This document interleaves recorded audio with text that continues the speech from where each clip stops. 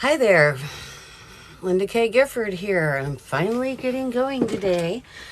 This day has already been very interesting, and I was accused of being hateful and angry, and that my anger was showing simply because I said that I think rapists should have the death penalty the first time, and then we would eliminate that problem. And I don't feel any hate in me when I say that. To me, that's just a matter of get them out of the gene pool.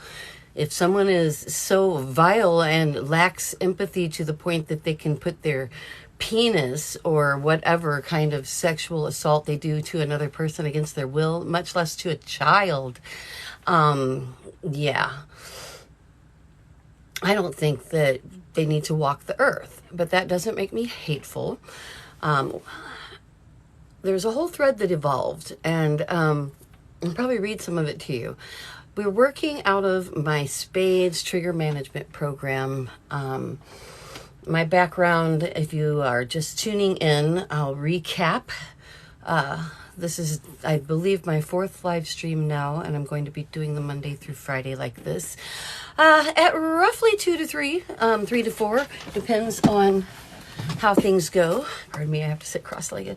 I have a friend who was hospitalized last night, and been worrying about her today, and she's cracking under the stress of the world situation right now.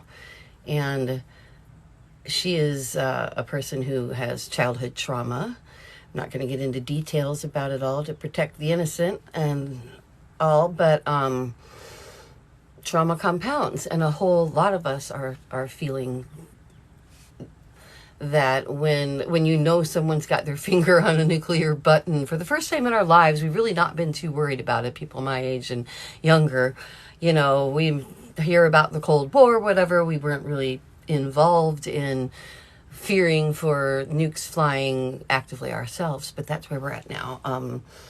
And seeing the news, seeing the devastation, survivors of trauma subconsciously wrap up their own personal trauma with whatever trauma is happening at the same time. So trauma compounds amongst survivors. So if you're a survivor and you often feel overwhelmed and find that you have more cPTSD events, and just negative thoughts and reactions during times when there are other types of stress going on, that's perfectly normal. That's how it works. That's why, like I was talking about at length yesterday, trauma-focused cognitive behavioral therapy is something I think it would benefit every human, but certainly anybody who has been through a traumatic experience that they're, like we talked about yesterday, and I don't want to get all into it again, so go back to yesterday's live stream, which is posted at YouTube. After they're here, then they go to YouTube. But it takes YouTube a long time to process them, and I haven't gone in and dropped on end screens and things. I'm going to do that too, to connect you to some other stuff. But today, we've been working through SPADES, my program. That's the acronym. S, the shame is not yours. P, separate the past from the present. That's where we're at. We're working on it all week, but I want you to hear them all. A, ask for what you want. Don't just take what's given. D, don't wait to feel okay to be okay. And E, educate and advocate, and also experience ecstasy. And the final S is spirit. Find your spiritual center. And that is not a religion, and that is not an outside source. And if you want to throw the final S out altogether, I always say that because there are some people, one family member, it's like they're adamantly, there is no God, blah, blah, blah. And it's like, well, I think that one can interpret those kind of things for themselves. I choose to apply the term God to the goodness and kindness and love in the world, and I think of that as a thing, and that thing is called God. You do you. That's fine.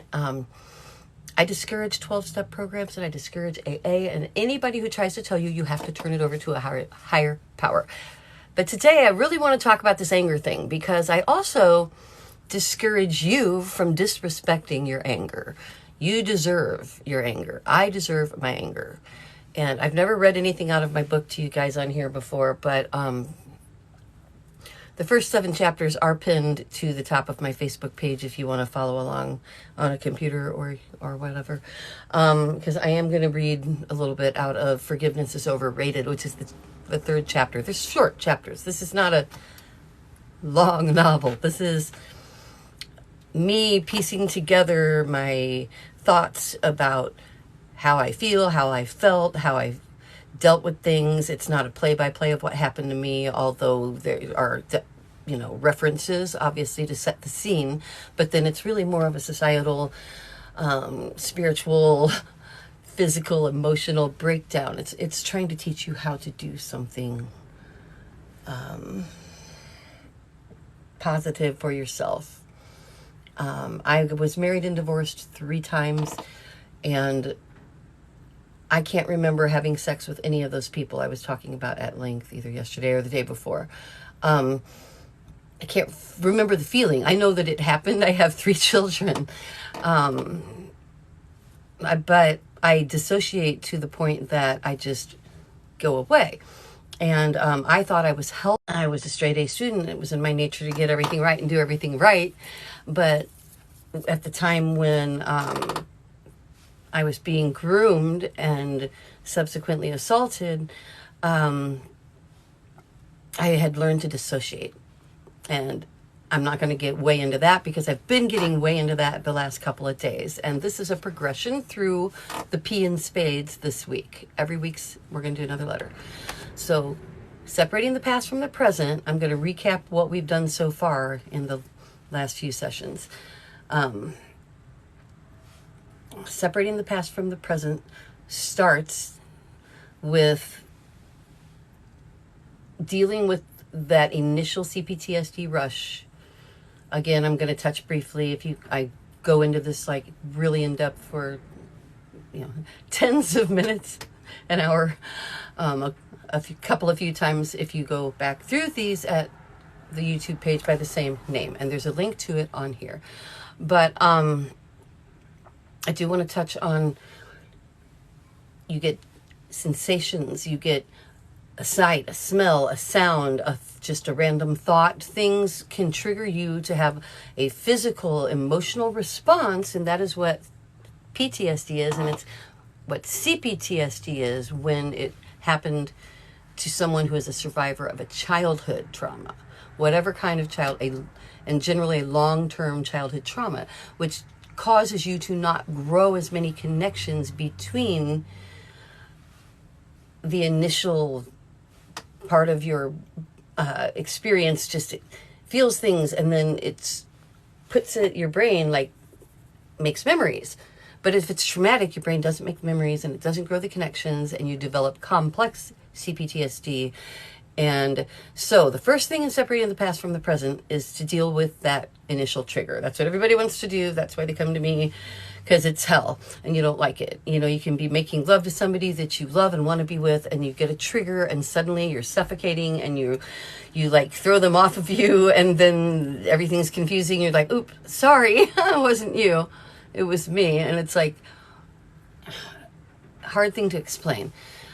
So I want to tell you that those kind of things rarely happen anymore. In fact, it's only happened like once with my current and forever partner. And that is in part because I learned how to pick somebody better for me and to stay out of survivor situations where I call it a survivor situation, when we always try to make someone happy instead of thinking about, does this person check all of my boxes? Is this everything I want? Because survivors are so busy thinking about being a piece of shit and feeling bad about ourselves that we forget to even think about what we really want in another person, and to seek that instead of just taking what's there, which is the A in spades. Ask for what you want. Don't just take what's given. That applies to picking your partners too. But that's a whole nother week. Actually, that's next week. So that first step is the simple technique. That's all I'm going to repeat today about it. Is I want you to immediately, when you recognize that you are in a cPTSD event, that it is coming on when you're starting to feel like you're in another place in time, immediately state your name. Okay? State your name, rank, and serial number, soldier. I'm Linda K. Gifford. It's March 22nd, 2022. I have 3 children. I am a CSA survivor. I'm having a cPTSD event. Cheerlead yourself. You're going to talk yourself out of jumping in the rabbit hole of crazy right here, because that's where you can go. And that's what I said we're going to talk more about today, and we are. But we're also throwing in forgiveness is overrated today. So those are the 2 topics of the day. We've learned, we feel this thing, Ross, this cPTSD event start to come on. And instead of swallowing it and pushing it down, like I talked about at length yesterday and the day before, now you're just going to let your mind actually think it. Don't try to not think it. Don't dwell on it either. Separate it from your emotions. State your name. State the date. Separate the past from the present. Separate the past from the present. Separate the past from the present. And when you do, and let it wash over you, now you're creating a memory. This is kind of similar to the cognitive behavioral therapy I talked about, how by writing something down or drawing it, you put it into your memory finally. And instead of just having these flash cPTSD events all the time, when you start to have one, you can talk your way back out of it, because now you've got a memory of it. And we're going to, if you want to get deep into how to do that, go back to yesterday's on YouTube, yesterday's live stream. So, same name, easy to find. Oh, well, there's a link on TikTok too. I'm really new to this, obviously. I just started TikTok March 1st, and I just got the ability to go live with 1,000 followers like last week. So we've been going live for a few, like 4 days. And so I was on, I work with people, coaching one-on-one, and I'm also interviewing people. If you want to talk to me, please do. Please call me, message me through Messenger, WhatsApp. My Facebook page is the same name. I just want to interview you for my book, for the survivor addendum to my book, Survivor Stories, although it might actually be turning into its own book. I need to talk to my publisher about that, but we need to get one book out before we move on to the other 2 that I've got in the works now. And one of them is Survivor Stories, but it just helps me in my understanding and my talking with other survivors. I'm not a licensed therapist. I'm not a doctor. I'm just a fellow survivor. And my background is in interpersonal and organizational communications, and I want your story, anonymously or not. I'll be happy to out your person. So this day started, and why I thought we need to really focus a little bit on anger and all is because someone accused me of being very angry in a Facebook thread, and I was confused because I don't feel angry. I feel angry when I think about the whole picture, like anthropologically speaking, when I think about society lending a hand to our perpetrators of assault, the way that we sexualize children. My assaulter, I do want him to suffer socially, because I've suffered for a long time. So that's vengeance, and one might argue that vengeance is not a good thing. I am not burdened by Christian love. Neither do I reject it. I've often said I'm either everything or nothing when it comes to religion, because my God of goodness and kindness and love and mercy, and that thing I make into my God, which we'll talk of a lot more on the Spirit Week. We'll get to that last, because that's the last us in spades. But in fact, anybody who is of a Christian or a religious or a holy book bent, there's a whole lot of vengeance in all of that stuff. God's pretty freaking vengeful in the literature as far as I have read it. And I'm not justifying vengeance. I'm not saying that. I'm just saying I'm a human being, and you're damn right I am angry about what happened to me. But I direct my anger into good works, like the founding of my charity, the Sweet Survivor Rescue Fund.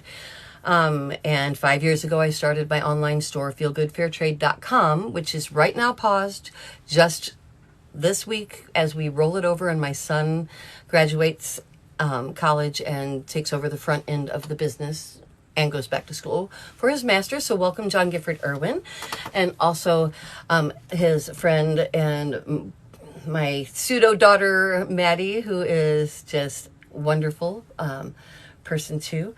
And they are going to be working together on all the business marketing end. But the point is, we support women artisans, and I started doing that 5 years ago. I didn't start writing my book. I didn't even know it was a book. I just started writing because I had a blackout, angry at the news. It put me over the edge. I had a full-blown cPTSD event that led all the way to a blackout where I beat the hell out of my partner. And I still only remember one tunnel vision of seeing myself attack him. And I didn't see that till the next day when I asked him what happened. So then I asked him to leave and said I need to get my shit together, and started writing. And the first 7 chapters are pinned to the top of my Facebook profile page and my page by the same name, Linda K. Survived, where the WhatsApp is that you can message me through Messenger or that WhatsApp so that we can talk. And I'm not asking for money. I'm not going to read any tarot cards. You know, I'm not going to.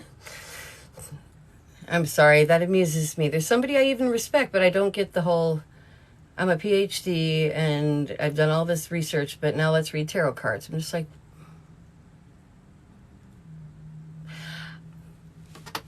I personally find random cards drawn out of a deck to be random cards drawn out of a deck, but you do you. I'm not going to discount anybody else's religious beliefs. I'm saying this has nothing to do with religion or beliefs. And anger and hatred are heavy concepts to some people, and a lot of these religious types want to tell you you're not allowed to be angry. You have to get over your anger before you can heal. And I'm telling you, that's a bunch of bullshit. I am angry and I've redirected it. But I don't want to be over my anger either. I don't want to be apathetic. Because to me, the idea of not feeling angry would be self-abusing. And this is where someone will cut in. I can hear you out there in the e-verse saying, or I-verse, the web. I can hear your thoughts out there going, oh, she needs forgiveness, right? She needs to forgive at least herself. And I'm here to tell you, no, I don't. You don't need to forgive yourself either, ever, because you never did anything wrong. If you were a child or an adolescent or even a teenager, and an adult coerced you, took advantage of you, forced themselves on you, however it happened, drugged, alcoholed you, all the above happened to me. And it started at a very young age, which we now call grooming. So yeah, you want to feel okay about that? That's ridiculous. Anyone expecting you to be okay with the person that did that to you, that's insanity. And anybody telling you that you have to be okay with that before you can be a whole person, they're also just wackadoodle. That's insanity. That's their religious doctrine. That's them being afraid of going to some imaginary hell or something. The only hell that exists is right here on earth, and I believe people make it for themselves. And that is my belief personally. And as far as I'm concerned, telling my story and doing so, and it's not a story, I even hate that language. We've got to change the language. Telling my experience, what happened to me, the fact that it has the positive side effect of hopefully torturing him in my hometown, that's just a bonus. That's just a well-deserved bonus. And the second chapter of my book is Dark Deserved Places. And I am full-on honest. This is not a book trying to tell you to get over it. In that sense, you don't need to give up your anger to be whole, nor do you need to exact revenge upon anybody, because that will backfire too. Both because it's socially unacceptable and can do a lot of harm to your life, and because it's giving too much attention to the matter, right? There are very few people I'd actually, put a bullet in. But a couple I'd cut their dick off if I was given the chance, though. Reference Vikings. I referenced that in Dark Deserved Places, I believe, where Lagertha ties someone to a tree, rapes the man, then cuts his dick off and sticks it in his mouth. And, yeah, did that make me happy? It did. So if you're a CSA survivor and that also made you happy, I don't think that makes you a sicko or even angry. I think that makes you a human being who is understandably still affected by the fact that somebody did this to you, and most of the time they're just living their life largely unpunished, So that's the other thing today, that they thought I was angry because of my, as I said at the top of this live stream, that I do, yes. I just want to reiterate, yes, I do believe in the death penalty for rapists. If you haven't been raped, even then you should understand. Imagine someone taking their penis and putting it in your body against your will. How about your child's? How about your wives? How about your sisters? Everyone says they could kill them. So then why don't we do it on a societal level? If you don't believe in the death penalty, lock them up forever then. I have mixed feelings about it myself, only in certain cases. But again, that is not hateful on my part, in my opinion. And I don't want to be the kind of person that allows society to sweep under the rug the kind of behavior, if we can call it behavior, when someone assaults somebody else, much less in the worst possible way. There is no worse way to assault a person than to put your penis inside their body, their mouth, their anus, whatever you do. All of it was done to me. You're fucking right, I'm mad. So, I have such a wonderful life. I go to sleep wonderfully well every night, as well as a CSA survivor can. I'm hypervigilant like all, but I'm happy when I go to sleep, and I'm happy when I wake up. I have the greatest partner imaginable. I have a business supporting women that's 5 years old, and my son is coming into it. I have countless people that tell me I am helping them change their lives, and we deserve our anger, and we deserve our justice. And the statute of limitations needs to change. So, yes, to answer the person, I'm doing it live and to the comment. Yes, I did line up a lawyer who has represented over 600 people successfully who have been violated by clergy. And this lawyer has agreed to represent me if and when the state of Missouri lifts the statute of limitations. So yes, I am ready. I was immediately going to sue him, and then I found out the only thing I could do is report him to the police. And then the police could potentially decide to sue him or go after him and arrest him all these years later, decades later. And I know my hometown enough to think that's not going to happen, and it would be a futile attempt. So, what started all this after that blackout, I started writing and I decided to post it. I decided I'm not going to be quiet anymore. And I posted it on Facebook, one post with those first 7 chapters that I just freeform wrote immediately in a matter of a couple of few days, a week, I don't know, fast. Less than a week. Final answer. And I posted it on Facebook, and yeah, I did it because I wanted to be honest about what happened to me. I wanted to just throw it out there because it had gone around town enough that it needed to come from me. My ex-husband told people what happened to me, and I was keeping that a secret. And then it really affected me. I'm a musician, a singer-songwriter, flute player. It affected my ability to play. There's a song on my CD, Little Girl is the name of the song, and the CD is at lindagifford.com. Listen to Little Girl. There's a sample. You don't have to buy it. But if you buy it, the money goes to Sweet Survivor, and that'd be awesome.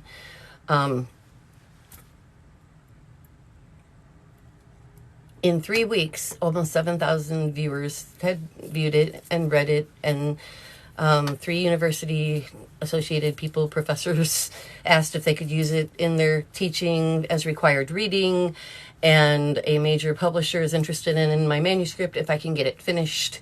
So I would appreciate your support for my CD at lindagifford.com, for Sweet Survivor Rescue Fund at Facebook and GoFundMe pages. Live gifts would help me get the nonprofit status I need, because I need the money to put into that. My business has taken a big hit because of the pandemic, but we've been consistently open until right now. We're paused, but that's not closed. We're paused to completely revamp. It's a fair trade, 100% fair trade store that buys and focuses. We focused on artisans, women, family, and community artisans from women families and communities in over 20 countries. But now we're tightening our focus to specifically the women owners, rescue groups, those who are providing alternatives to sex work. And these are beautiful works of art across multiple categories. I'm excited to announce that we're back up again. I expect that to be on Saturday. If not sooner, I'm hoping, but let's say Saturday to be safe. Pretty excited about all of that. So I'm doing good in the world. And I'm still angry about the past, but it's not eating me up. And that's different. That's me taking my anger and learning to use it to advocate and to educate. And I've said it in every live stream, and I'm going to do it again. So if you don't want to hear it again, go, do what you need to do, bathroom break. But there are 3 types of survivors. Amongst all the other types of survivors, there are 3 categories for my purposes. There's the survivor who's really still a victim. And I use the term survivor loosely because they're still in the victim phase, but they choose, or maybe not choose, but for some reason they can't ever decide to get better. They won't read anything. They won't try to get better. They tell everyone. They either hide it completely or tell everyone what happened to them, and they're angry, and never get over it. So to the person that thinks I'm that kind of person, I assure you that I'm not, and I would love to talk to you further about it one-on-one. So please do message me, and we can work that out and maybe work through some of what's going on in you, what's really coming up for you that's making you respond that way.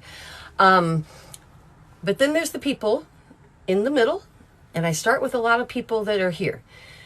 This person, they're going to go one way or the other. The person in the middle knows that what happened to them was wrong and bad. They know that it wasn't their fault now. They've read some. They're trying to, at least. They haven't ingrained it yet. They haven't done the therapy and the work, or maybe they did a little, but they're not thriving. They're not happy. They're not in happy relationships.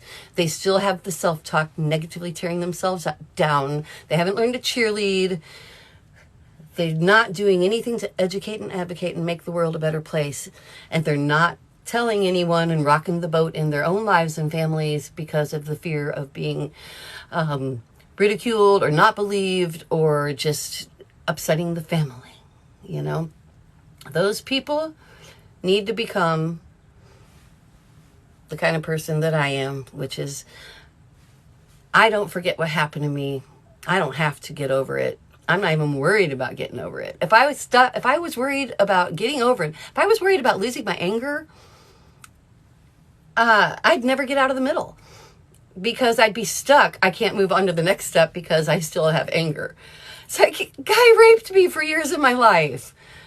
He made me suck his dick. He shared me with his cousin who also raped me as a teenager. Yeah, they gave me drugs and alcohol. Yeah, I don't have to get over that anger and hatred. But I do not take it out on myself, and I don't take it out on my family or my partner. And I don't dissociate anymore because I did the work, and I keep doing the work, and I see a therapist, and I recommend you do if you can. And I would love to coach you myself if that's something you think would benefit you. If, and only if, you're not going to sit here and just constantly whine about what happened to you. I want to hear, and I'm saying whine about at this point, which maybe, and I've been told is irreverent to survivors, but hey, after what I've been through, I feel like I can speak freely to you. And I'm saying, this is your life. at some point, you've got to take control of it and say, I'm going to get better. I'm going to do better. Do you want to have good sex? Then change your life so you can have good sex. Can you not do it with the partner you're with because of reasons? Maybe you guys can work it out. If you can't, maybe you need to move on to a relationship where you find someone that you can work with on an intimate level that also understands your experience better. Maybe your partner would love to work with you, the one you have. Who knows what might happen if you face your fears and you face your past, and instead of trying not to think about it and not to talk about it, you did just the opposite. And you thought about it all to hell so that you could make memories now and not have all the cPTSD that you're trying to hide. And when you do have it, how about not hide it and get help so that you don't have it anymore? And how about tell the people what's going on? And I did this morning. That's really what started all this. I, this morning, finally told my own niece that her father did this to me. She might have seen my live streams. I don't think she's a big Facebook person, but I'm concerned about my great niece. And I was shaking. And I went and laid in the bathtub for 3 hours. I did my TikTok teaser that I was going to be on here shaking. I was like, I work in my bathtub. This is something, I take a lot of baths, and I've heard that from other survivors. I take a lot of showers and baths. And because I work in e-commerce online and I write, a couple weeks ago, I took a 5.5 hour bath, a 5.5 hour working bath, where I just keep topping off the water and working and writing and meditating. And I feel very comfortable there. So, but this morning I'm proud of myself, and I'm also feel sick and sad because I hid it. But I stopped having a relationship with my niece and nephew, who once upon a time my ex-brother-in-law made me believe should be my children instead of my sisters, when I was just a little child myself, and I was the chief babysitter and started getting sexually turned into a puppet for him, and eventually a child mistress. And, I wasn't forcibly raped. I was drugged and coerced, raped. And this is what grooming is, and why it's so hard for CSA grooming survivors to get over it, because we have to start at that first step, which is the first step in my SPADES trigger management. An acronym, it's SPADES, S, the shame is not yours. The shame is not yours.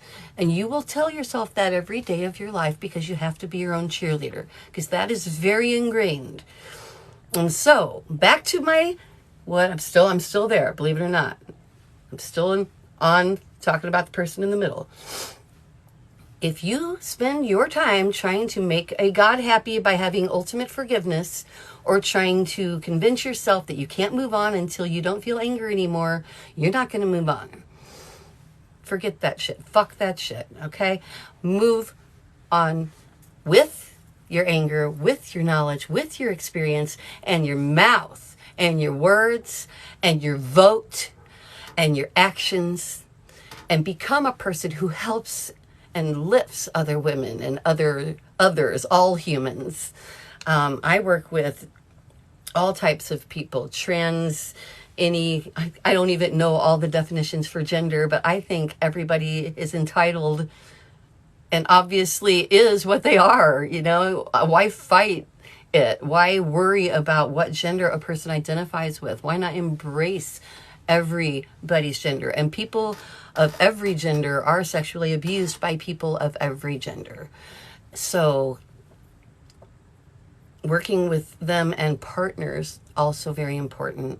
Very important to work with partners, especially to teach you partners that you cannot martyr yourself ultimately. At some point, if your survivor won't get past at least the anger stage, and if they're sitting in the middle, if they won't try to improve the world for somebody else, if you're not okay with that, if you're not okay with that and you need to move on, move on.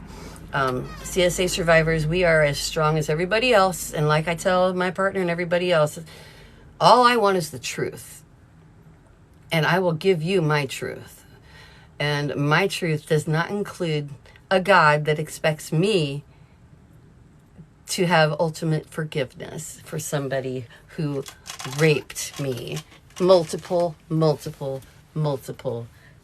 times. Not a thing.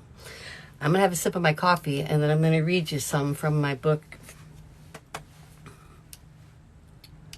If I didn't kill my computer, surely it didn't die already. It's not plugged in, but I had like 3/4 charge. What have I done? Okay, I'm not.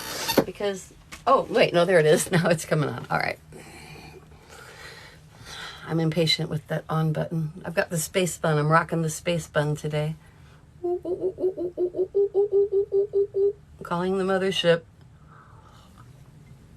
I'm making more of these mugs. They say, fuck what people think.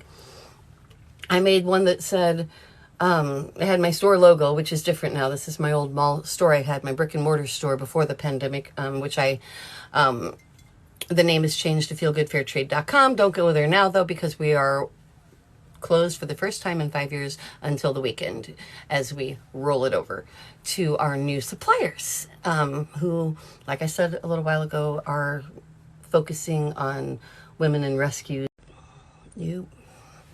If it ain't broke, don't fix it. If it ain't broke, don't fix it. But if it is broke, fix it. Back to that person in the middle. Don't be that person. But no, I am not hugely angry, but disgusted with the shit that goes down and did for me and for others. Yeah. And I'm tired of being told that I've got it good. Hell, I had an Uber driver. I was in St. Louis.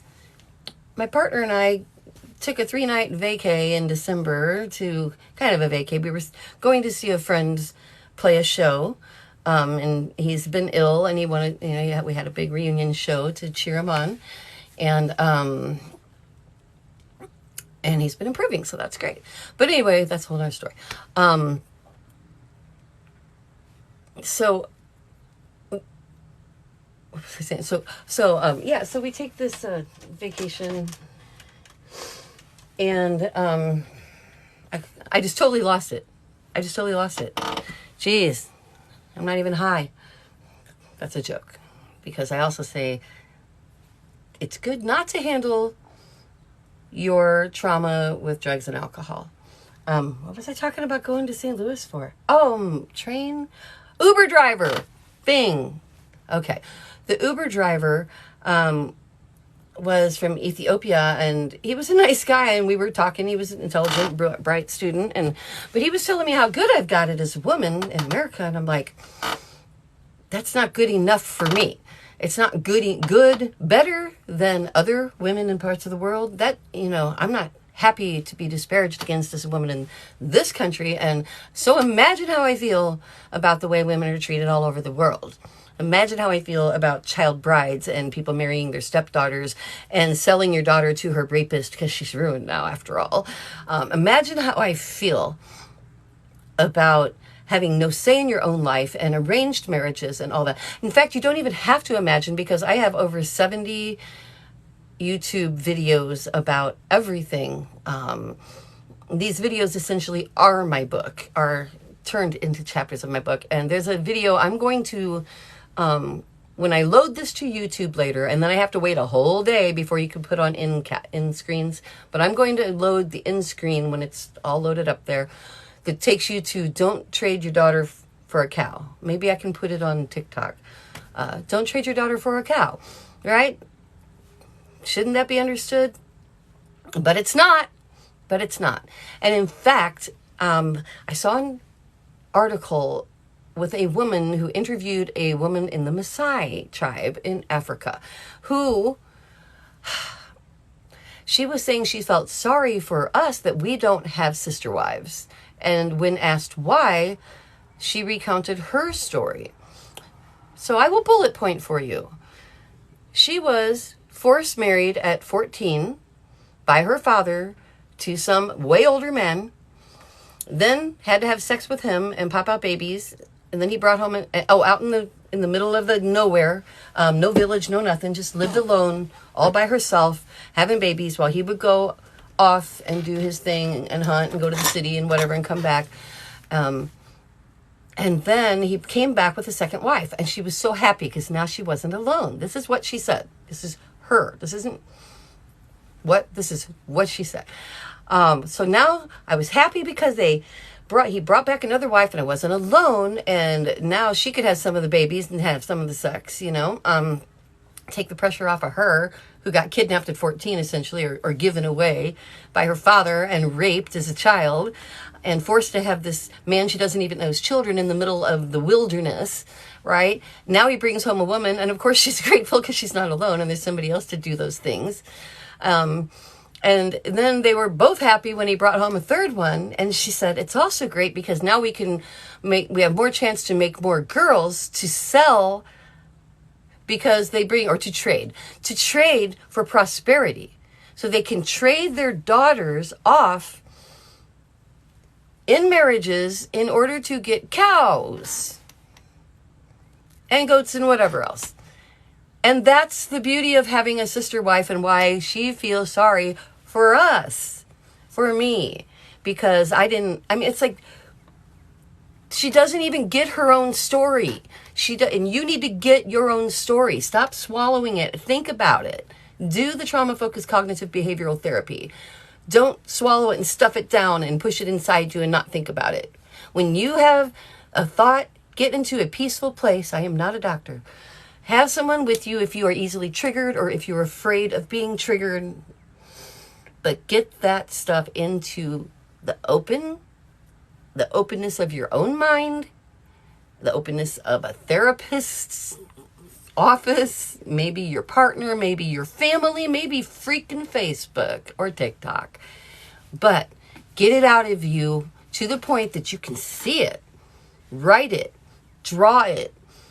I had to draw what being a piece of shit in the world looked like to me, and I had no idea what to do, and I ended up starting with drawing a picture of my ex-brother-in-law fixing the car, and me just hanging out thinking he was a nice guy, right? And then I have a picture of sitting at a table with him drinking grape juice and gin. It was a bottle of gin and a bottle of grape juice. And the next picture I thought to draw was him sucking on my breast, in my shirt. And it was in the pickup truck behind the winery always, or wherever. And then he was fingers in my pants, and then he's forcing me to give him a blowjob. These are the pictures that came out. And because I dissociate, I remember all that stuff happening. I can see it happening, but I can't feel it. I have a strange disconnect. But it's not strange because I'm a CSA survivor and I dissociate. That's the complex in complex PTSD, cPTSD. It's complex because I was a child and I learned to dissociate. At least I wasn't like 3, 5, 8. Those people, 3. The younger you are, the harder it is to understand, to ever put words to what happened to you. You have to live, and you can do it, but in living the experience, it becomes more surreal because you didn't have any words at all. When what happened to me was happening to me, I did have words, and I used them mostly to kick my own ass with. Mostly to tell myself I was horrible and disgusting and bad. And the mixed emotions of feeling that my sister was out of line, feeling that I was my niece and nephew's pseudo-mother, not wanting what was happening to be happening, but not doing anything about it. The shame, the guilt. Yeah, it's rough, or it was. And I got over it, and life is so much better. And almost everybody I talk to starts at the place of, I want to get over it, but I still feel all these things. And it's like, my SPADES program will help you with that. And so here we are working on it, separating the past from the present. I was considering reading to you, and then my computer didn't come on. Now it's on. It wants to see me. Hello. Ooh, I really need to change my computer profile picture. I was an independent contractor with my last business. And the one who was cutting my checks while I built my business, he kept touching my hair. He kept touching my hair. And I hadn't had the degree of therapy that I do now. And I took the scissors. I had hair halfway down my back. I took the scissors and I just whacked it. I just went like this all over until I had like hair like this. I was trying to just not be attractive. That's something I did. That wasn't that long ago. I mean, you know, that was 5-6 years ago that I did that. And now I'd be like, get your hands out of my hair. Actually, I did that too. I told him not to. But it's so liberating to be honest about my story instead of my experience. No more story. To be honest about my experience is so liberating to me. I feel happy and peaceful, and it's alleviated a lot of my anger, which is redirected into trying to do good in the world and try to help other women and others in this world. And by others, I also mean men. I mean everyone. I'm not just referring to our LGBTQIA community. I don't really see a huge difference. I just don't, people are people. I don't give a goddamn what's in your pants or if you like lipstick. Who cares? I think it's just adds to the beauty of life. Okay, here we go. Pinned to the top of my Facebook page, Linda K. Gifford profile, Linda K. survived, and I think I might have even pinned it to my other page, Those Nasty Women, in support of the Sweet Survivor Rescue Fund, which I was trying to combine, but Facebook wouldn't let me, and I finally gave up and decided, okay, Those Nasty Women, which I also own thosenastywomen.com, I'm going to develop it into a store, and if you want to help me, I'm looking for helpers. So Forgiveness is Overrated, Chapter 3, right behind Chapter 1, which is Stupid Filthy Little Girl is Chapter 1, and it's about the self-talk that named the book in the first place. And the Chapter 2 is called Dark Deserved Places, and I kind of talked about that a little bit with Lagertha and the cutting off the guy's dick and putting it in his mouth Viking thing. And just being honest that, yes, my mind does go to dark, deserved places sometimes. Deserved, I like deserved. Sometimes two pronunciations are both right. Like disassociate and dissociate. They mean the same thing. I interchange them. Someone told me I was wrong. I'm like, no, just archaic. Forgiveness is overrated. Is my anger showing? So you want to tell me that healing starts with forgiveness? That I have to let it go to be whole, to realize that Jesus, Allah, Buddha, freaking strangers I don't know, love me? I mean, thanks for caring and for your advice, but I'm 15, dick in throat, choking, strangling. He doesn't notice or care that I can't breathe. I pray for him to just get off or fuck me.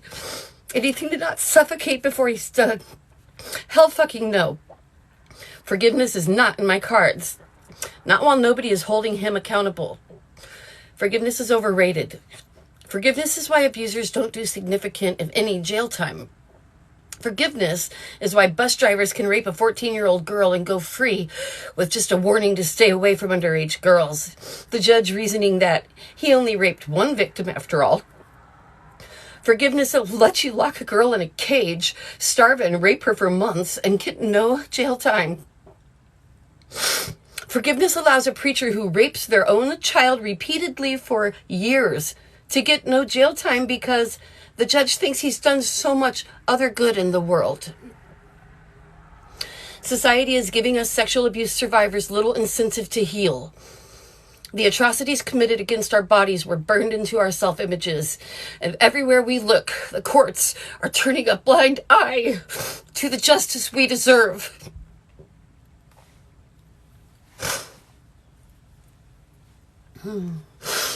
In a first world country, it is shocking to see hordes of men and women flock to punish victims with unwanted pregnancies while letting their rapists off with a boys will be boys and we wouldn't want to ruin their lives after all mentality.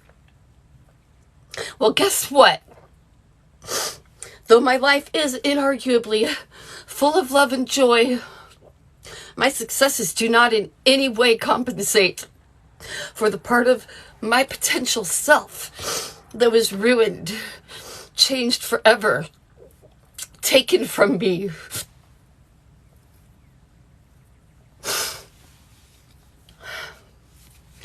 I was given no choice to explore love and intimacy, to choose to share my body with a chosen one, to have a choice the first time I let another human enter my body, to find comfort and joy in sexual intimacy.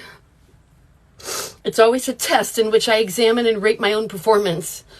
I've seldom experienced relaxed, take it for granted, my partner really loves me sex. Just the hope that maybe I measured up tonight. Maybe they won't notice I'm no good at this. I fear suffocating the words, "You're so good, God, you're so good. You're such a filthy little slut, you're so good," carried on the stench of beer and cocaine sweat, bouncing in my brain in rhythm to his merciless pounding of any part of me he cares to use for his perversion. I just pray he'll get off before he wants to fuck me in the ass.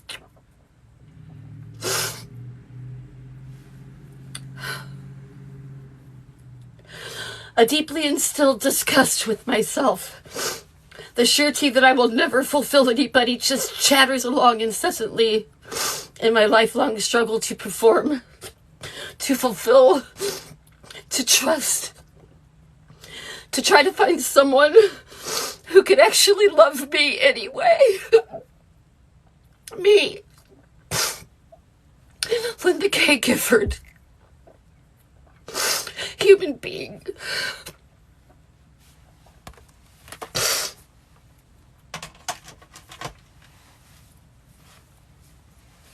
Yeah. I'm angry. And I deserve it. But I'm not going to kill him. I have words. I have a voice. Pretty soon I'll have a book. And I have a wonderful business. 3 kids who are my best friends who love me. A partner beyond my wildest dreams. And finally, even sexual intimacy that feels like otherworldly. I have survived, and I will continue surviving. And I'll be back tomorrow to survive some more with you. So, do please follow. And I'm also, I never really put my YouTube stuff out there. I just kept loading videos on because it's really just how I wrote my book. But there are like, 60, 70 videos on there. And most of them are my lives that I use just to work out my thoughts. And there's all kinds of topics there. So if you would like and subscribe, because I am going to get my Sweet Survivor Rescue Fund off the ground. And SWEET stands for Survivors Will End Earth's Trafficking. And this is a straight up shout out, which I've been wanting to try to figure out how to get a hold of Oprah. And I thought I was making some headway before the pandemic, but straight up shout out to Oprah, to Ellen, to Angelina Jolie, to people. I need help with the Sweet Survivor Rescue Fund to establish transportation, to get people to safe places. Right now, that's the missing link, to get people who are being assaulted and violated and trafficked, transportation to somewhere safe. So, the Sweet Survivor Rescue Fund is at Facebook page, GoFundMe page. You can send live gifts here, and it will go to the Sweet Survivor Rescue Fund. There's a subscription, which it's down now with my store, but it'll be back up in its own space at sweetsurvivor.com, which, again, don't go there right now. Not till next week. But next week, we're rolling, baby. I'll talk to you tomorrow, though, more about separating the past from the present. And I think I have a little eyeliner to clean up.